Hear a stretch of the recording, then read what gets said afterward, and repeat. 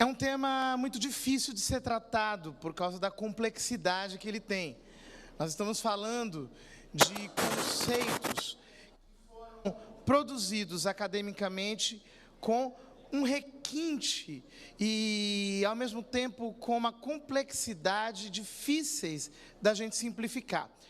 O meu desafio hoje à tarde é falar disso com simplicidade, ou seja, a gente esclarecer em que consiste a ideologia de gênero, para que você possa saber exatamente com quem você está lidando e quais são as ideias que estas pessoas têm. Para começar, nós poderíamos partir de muito longe, poderíamos começar há mais de 150 anos atrás, poderíamos falar da ideologia marxista, de como ela foi inventada, de como essas ideias estão lá dentro, envisceradas, e como a gente, ao longo do tempo, foi desenviscerando todas essas ideias. Mas eu não vou começar de tão longe assim, porque nós não temos tempo para isso. Eu vou começar falando de algo mais recente. Mais ou menos na década de 60, 70, um grupo de intelectuais começou a criar um tipo de ferramenta para a dissolução da sociedade. É o chamado desconstrucionismo. Palavra difícil, mas que, se você pesquisar, vai ver tudo aquilo que ela significa. O desconstrucionismo é um tipo de teoria que parte da ideia de que nenhum ser, nenhum ente da realidade pode ser completamente seguro e estável, e todos os entes da realidade, ao mesmo tempo, podem ser contestados enquanto entes. Ou seja, para o desconstrucionismo, você pode dizer que qualquer coisa não é aquilo que ela é. E os desconstrucionistas passaram boa parte, e passam até hoje, boa parte do seu tempo, treinando isso. Como é que você consegue, pela retórica, fazer com que algo seja desmistificado como sendo aquilo que ele é? Então, por exemplo, você pode dizer que esse microfone não é um microfone, ou que esse estúdio não é um estúdio, ou que essa televisão pela qual você me assiste não é uma televisão. Acontece que dizer isso pode ser, enfim, algo até interessante, pitoresco, sob certos aspectos, mas não é muito útil para a vida, porque, digamos que você vá ao supermercado porque quer comprar macarrão. Aí você chega lá no departamento onde está o macarrão, e lá tem alguém que te diz: olha, isso aqui parece macarrão, tem gosto de macarrão, está no departamento de macarrão, tem preço de macarrão, está no pacote de macarrão, mas não é macarrão. O que vai acontecer? Você vai voltar para sua casa e você vai para um outro supermercado, porque você quer comer o quê? Macarrão.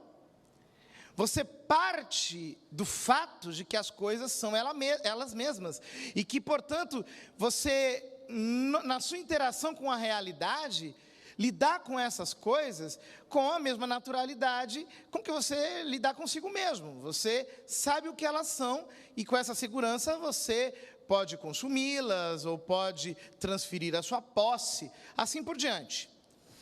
Pois bem, se esse papo permanecesse nesse nível de compreensão, ele não sairia das universidades. Continuaria sendo apenas papo de gente excêntrica, que ficaria o tempo todo preocupado com um discurso que, no final das contas, ninguém é capaz de entender. Acontece que eles encontraram um jeito de transferir essas ideias para a nossa cabeça. Bom, isso foi um processo. O principal autor desconstrucionista chama Jacques Derrida.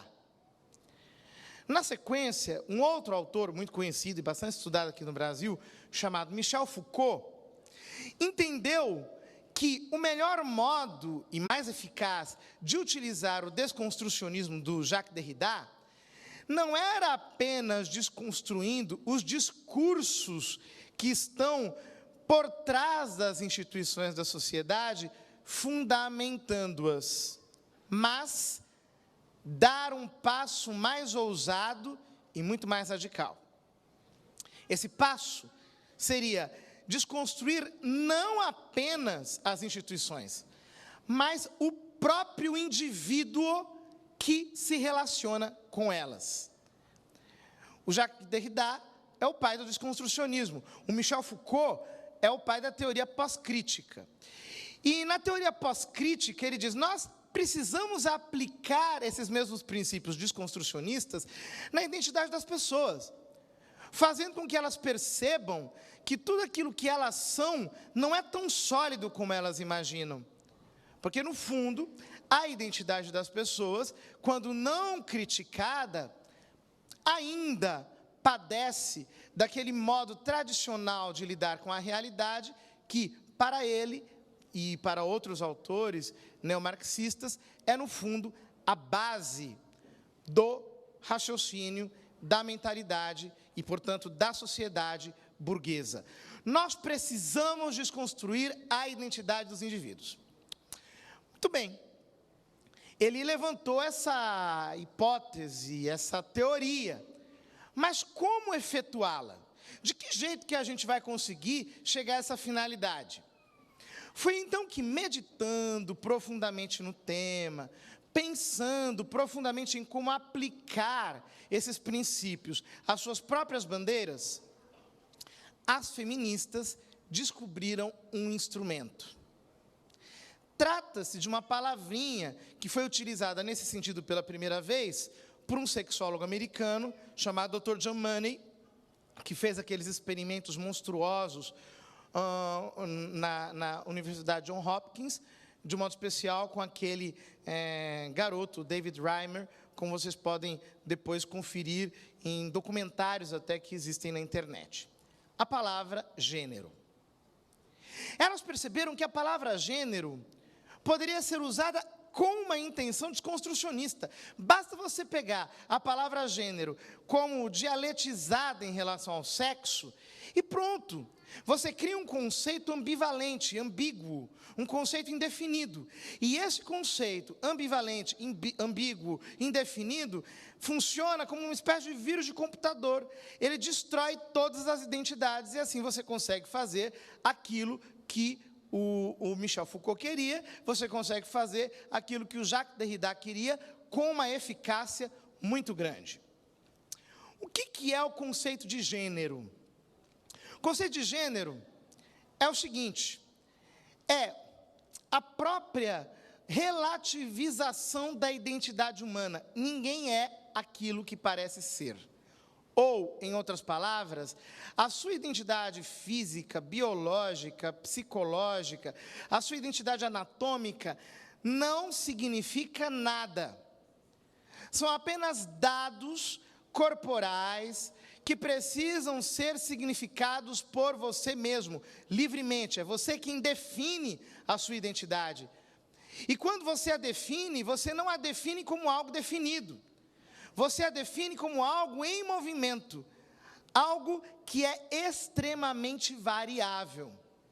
Bom, na prática, significa o seguinte, você parece homem, tem DNA de homem, tem anatomia de homem, tem hormônios de homem, tem jeito de homem, tem nome de homem, mas você não é homem.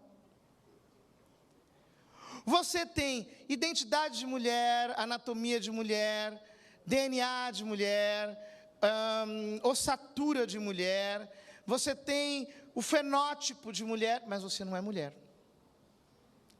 E você, quando eu digo aqui, não é um você hipotético, é você que está me ouvindo.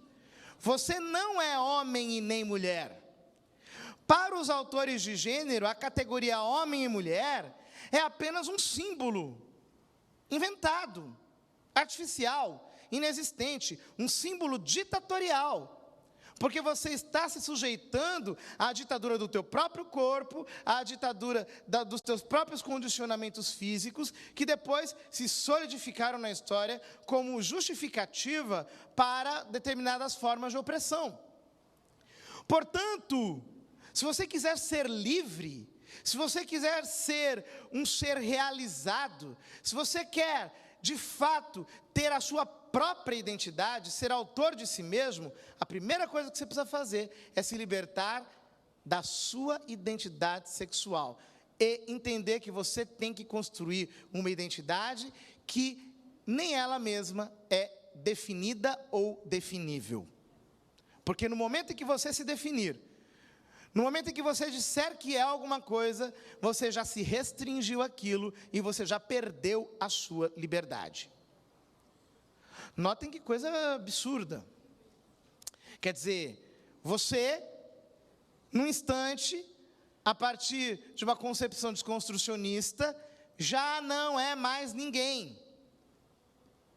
A sua identidade é uma espécie de metamorfose ambulante, para utilizar aqui uma analogia do Raul Seixas.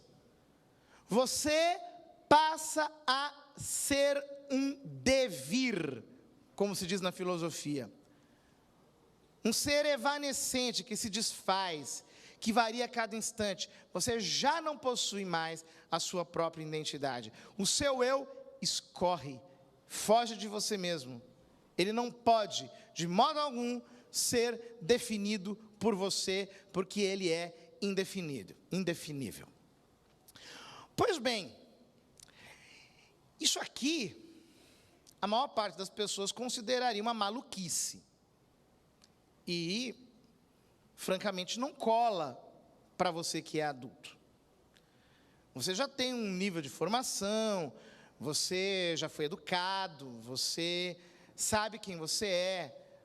Você que é adulto, sabe qual é a sua identidade.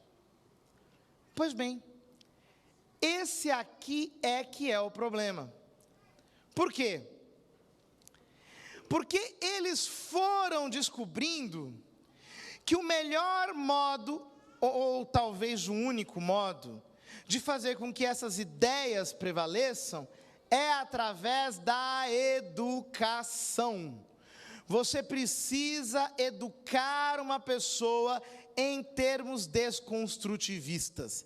Você precisa fazer com que a criança, desde quando é pequenininha, seja formada segundo a mentalidade de que ela não tem uma identidade definida, que a identidade é variável. Uma vez, eu estava há pouco tempo atrás em Maceió, num debate com algumas defensoras da perspectiva de gênero, da ideologia de gênero, e a deputada estadual que conduzia a sessão, de repente disse, olha, diante de tanta discussão e de uma pluralidade tão grande de ideias, inclusive nas próprias teorias de gênero, talvez fosse melhor a gente deixar esse estudo apenas para o ensino médio, ou mais para adiante, para a gente não confundir a cabeça das crianças. A defensora da ideologia de gênero imediatamente reagiu. Não, precisamos começar no ensino infantil, quando são mais pequenininhos. Por quê? É obviamente quando as crianças são pequenas, que a sua mente é aberta para as configurações que a gente lhes dê. Você sabe, você convive com crianças. Se você começa a falar palavrão perto de uma criança pequenininha, ela começa a repetir palavrão. Se você começa a ouvir certas músicas indecentes, a criança começa a cantar certas músicas indecentes. Se você reza, a criança reza. Ela imita aquilo que você faz. Pois bem, se você joga uma criança em idade muito tenra na escola, e ela começa a ser submetida a esse tipo de lavagem cerebral, é óbvio que ela vai perder a sua identidade, ela vai ser desconstruída, ela vai ser desfeita. Acontece que os teóricos de gênero, em geral, eles têm uma perspectiva dupla atualmente, nós poderíamos dizer, pelo menos em linhas gerais. Nós temos uma primeira perspectiva, que é a perspectiva da Judith Butler, que inclusive esteve aqui no Brasil há alguns meses atrás, que é aquela do conceito de performatividade que ela mesma criou, que significa basicamente em você transferir essas ideias para as pessoas, mostrar que a identidade se desfaz a todo instante, ela não pode ser fixa, ela muda a todo momento. E com a performatividade, você impulsiona, digamos, o grande movimento pelo qual a Butler milita, que é o movimento queer. Queer, em inglês, é uma palavra que significa estranho, diferente, bizarro, enfim, tem todos esses significados para indicar algo que é completamente anômalo. Mais ou menos no seguinte sentido, segundo ela, do mesmo modo que uma árvore cresce toda troncha, erraticamente, sem nenhum sentido, a identidade humana também precisaria crescer desse modo. Acontece que, do mesmo jeito que você pode colocar uma trave na árvore e fazê-la crescer de forma retilínea, então ela cresce reta, mas isso vai contra, entre aspas, a sua natureza. Os homens inventaram, no início do período patriarcal, a categoria de masculino e feminino, que não é uma categoria natural, é uma categoria artificial. E, inventando a categoria de masculino e feminino, eles passam a catalogar as pessoas, quando nascem com o sexo masculino, no gênero masculino, quando nasce com o sexo feminino, no sexo feminino, ou no gênero feminino. Então, segundo ela, o que nós precisaríamos é nos dar conta de que todos somos queer, todos somos esquisitos, todos devemos ser bizarros, todos temos que ser diferentes, nesse sentido mais chocante da palavra. E, portanto, nessa primeira perspectiva de gênero, o ataque é culturalmente muito pesado. Você precisa romper com os padrões estéticos, você precisa criar uma contestação a todo tipo de padrão humano que seja hegemônico, você precisa quebrar tudo isso. E, de fato, se você for conferir, por exemplo, os vídeos desse seminário queer que houve na Bahia no ano passado, você vai ver coisas bastante chocantes para a percepção da maior parte das pessoas. Gente nua, modelos estéticos completamente esquisitos, palavrões e coisas do gênero. Acontece que essa perspectiva aqui é pesada. As pessoas normais se chocam. Se você for a um evento acadêmico e encontrar, de repente, alguém que age desse jeito, de modo tão extravagante, você vai se chocar.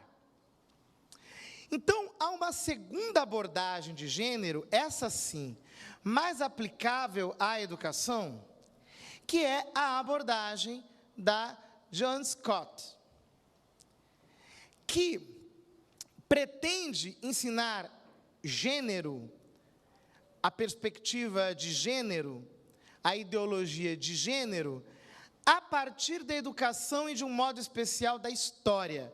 Ela se concentra, sobretudo, na história.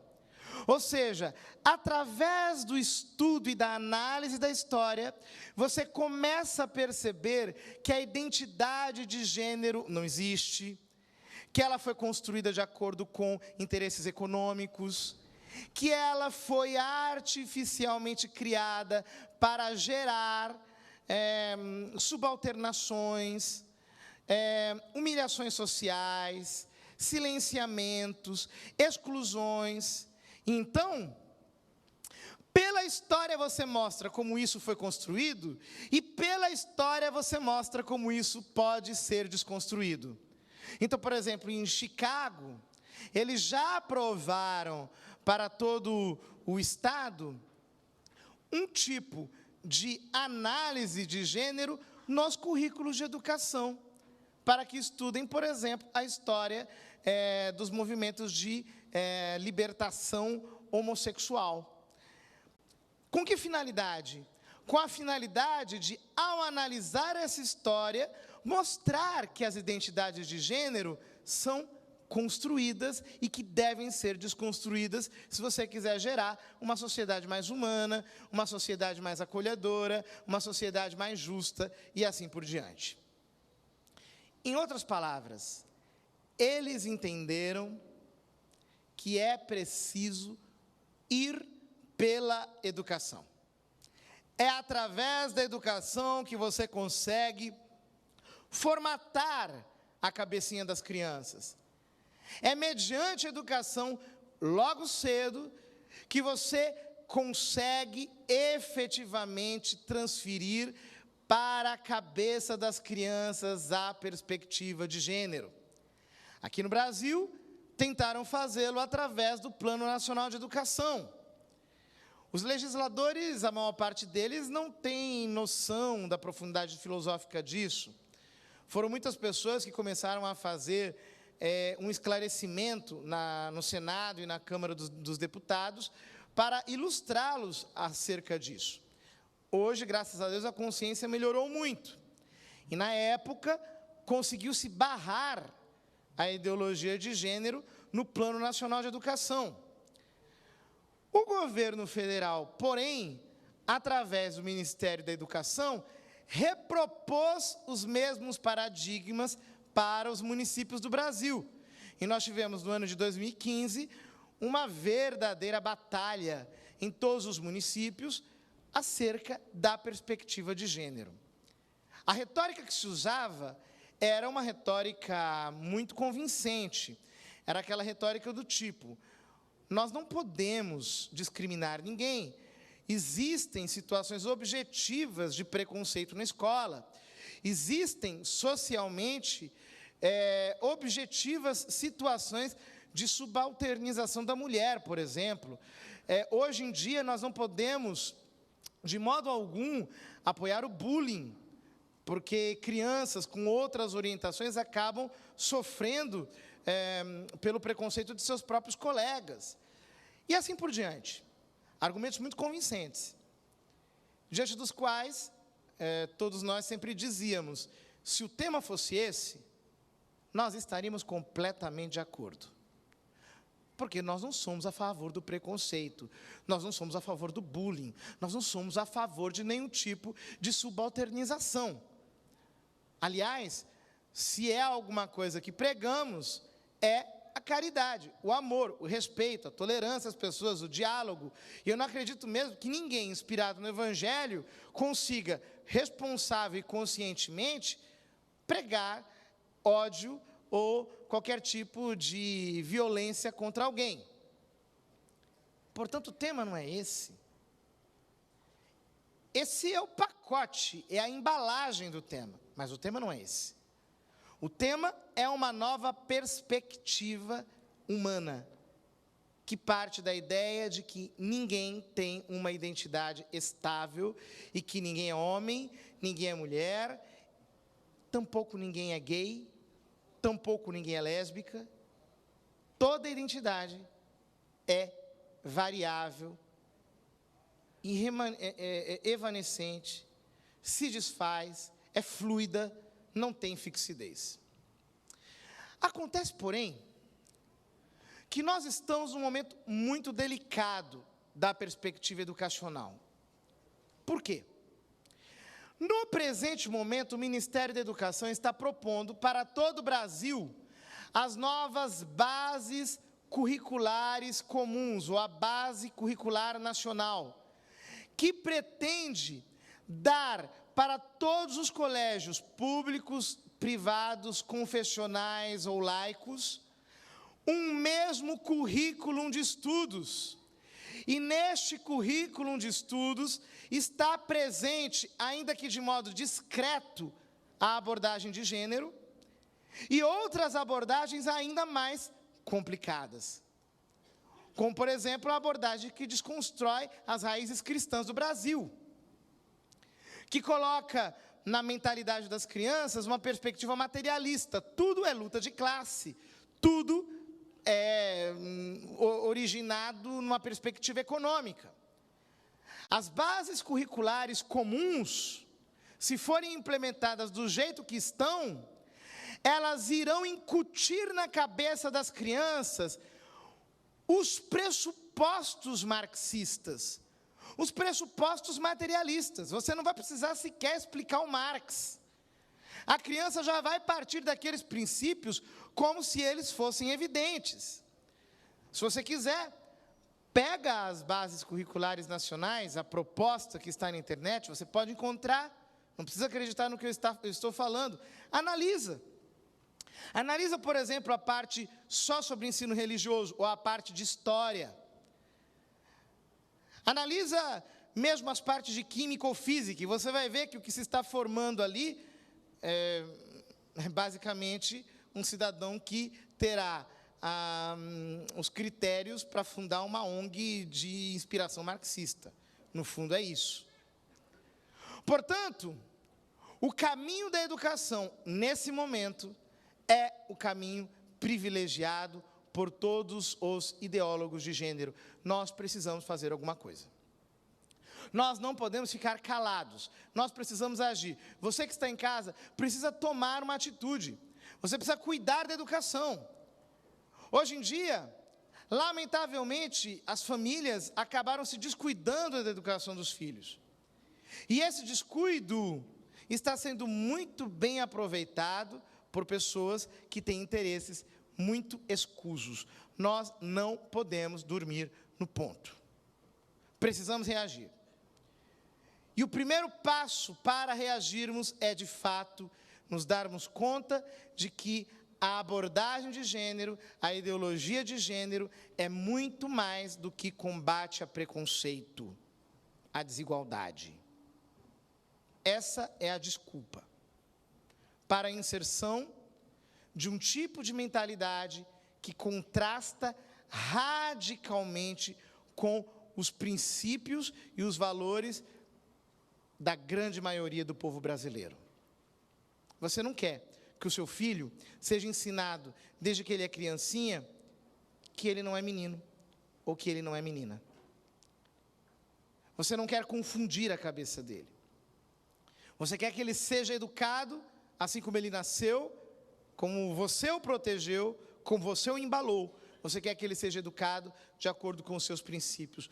Portanto, é hora de nós entrarmos na escola, é hora de nós, de fato, nos interessarmos por esses temas educacionais, para que não aconteça conosco o que aconteceu na Espanha, como o Jesus Trillo Figueroa nos disse há poucos minutos atrás.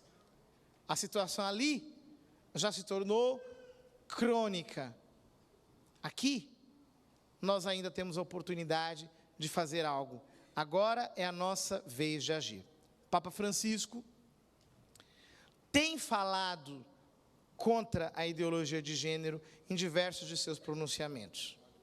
Agora, por exemplo, me ocorre o número 155 da encíclica Laudato Si, em que ele menciona a perspectiva de gênero, não nomeando-a desse modo, mas falando daqueles que nos querem causar um tipo de revolta contra o nosso próprio corpo. Nós não podemos permitir que isso aconteça.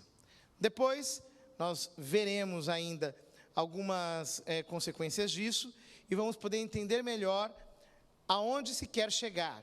Por ora, eu quis apenas mostrar a vocês como a perspectiva de gênero não é aquilo que parece e como a educação é o caminho pelo qual eles querem implementá-la. E nós aqui no Brasil, se pensamos que estamos longe do perigo, estamos enganados. O perigo está logo ali e atualmente ele tem um nome, chama-se Bases Curriculares Nacionais. Muito obrigado.